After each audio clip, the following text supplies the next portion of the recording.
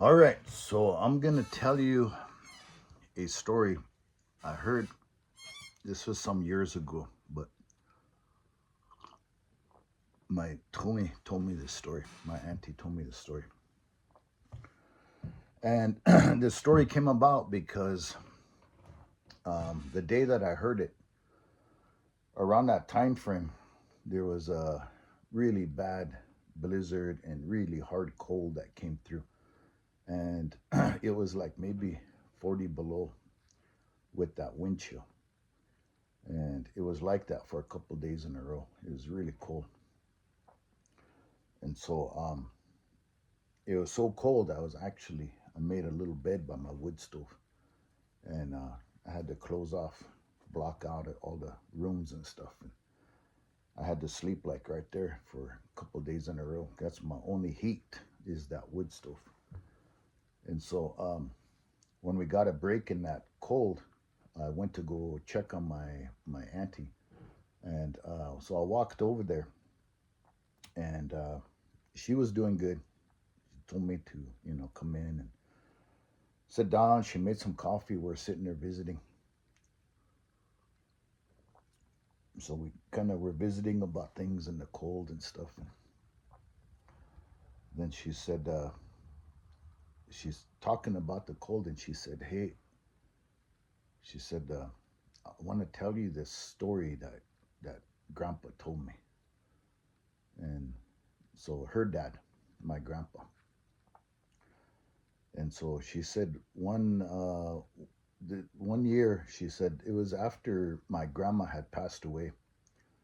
So my grandpa, he lived alone in a cabin, and um, she said it was cold like this, and so she said I made some soup and I walked it over to him, and um, he was sitting there at the table. And in my grandma and grandpa's cabin, they had those big black cast iron stoves like that, that you could cook on and you could bake in and stuff. She said he had his stove going, and that kitchen table was there's a little table that is right beside that stove, and a little window right there.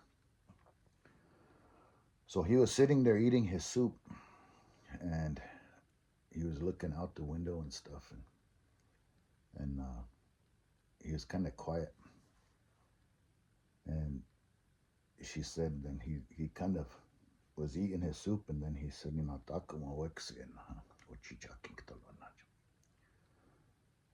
I have a memory of something. He said, I want to tell you.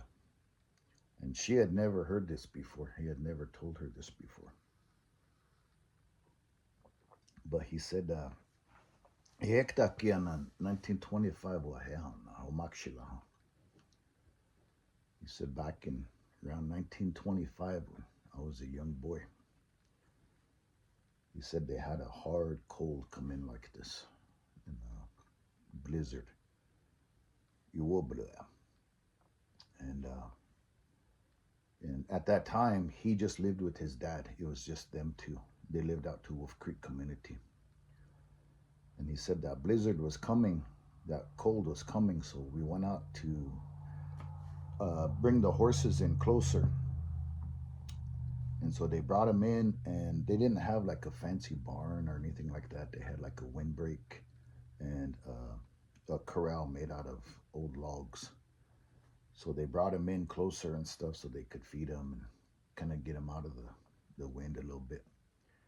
And so they brought them in, and then he said they went inside. It was by evening time they went inside. Around that time, that blizzard kind of hit, that cold. He said all night long, he said you could hear the wind, the snow, everything. It was really cold, he said. He said in the morning, said I heard my father get up, and he got some coffee ready. He put it on the wood stove. And so at that time, all the cabins, they're just one room cabins. So um, they're nothing fancy or nothing. So he said he was laying there, and he kind of had the blankets up over him, but he could kind of see his father there. It was getting that fire going, and got dressed. Went outside, probably check on the horses. He thought so. He saw I was laying there, and atalila te osnechan. Oyonke etan kiktawa kinechishnis. Okay, and he just like kind of had those blankets up like this. He said he could still hear wind out there, and every once in a while in that wind, he said he thought he heard his dad calling him, and he could hear that voice, Chinch, son, Chinch, but he didn't know if it was really happening or if it was just the wind. So he said he laid there, and then when there was kind of a break in the wind, he heard it again. Ching, come here, son, come here quick. So he said he got up, he got dressed, and he said he walked down there, still kind of half asleep. His dad was standing there by the corral, and his dad was like looking at those horses, and he looked down at his son, and he said, "Malaka, like you see it?" And he said there was two horses kind of in front of his dad inside the corral. The other ones were on the other side. They were all looking at them, and he said he noticed that on those two horses the tails were in hundreds and hundreds of braids, just little braids all the way down like that. And then you'll cut the manes too. They're all braided, just really hundreds, really tight braids. And so he said they the other horses, he said, were afraid of them. And so anytime those horses tried to walk kind of towards the other horses, you kind of got afraid of them, and they would back up. They always kept facing them, but they would back up. And so they went in there and they started to unbraid all those braids. So horses, they could get, they call them fairy knots, and that's from, they can get them in their tail or they can get them in their manes, and the hair kind of twist up and stuff. And there's a lot of old wives' tales about them.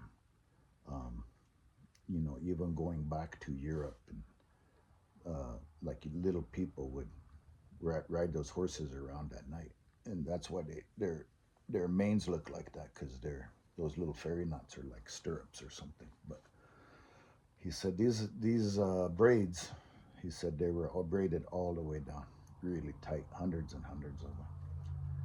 So they went in there, they started to unbraid them, and he said it took them hours because as they were going, they could only do so much, and then it was so cold they had to warm their hands up and then continue on from there.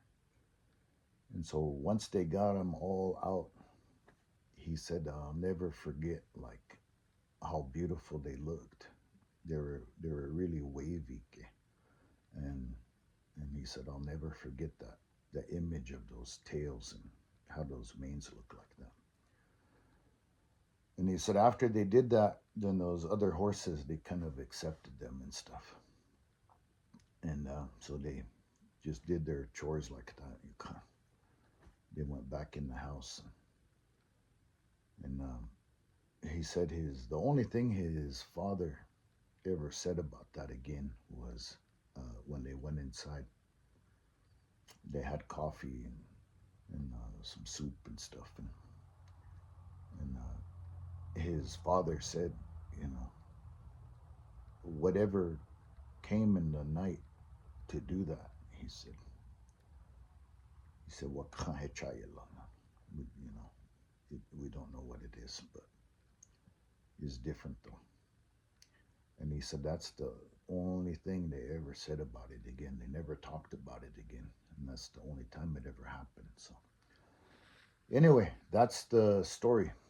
And you know, I think it's to me it was a really, it was a good story, and um, you know, I always think about that when it's really cold out, and um, what could have come in the middle of the night back in back in those days to do that. So anyway, there's that story.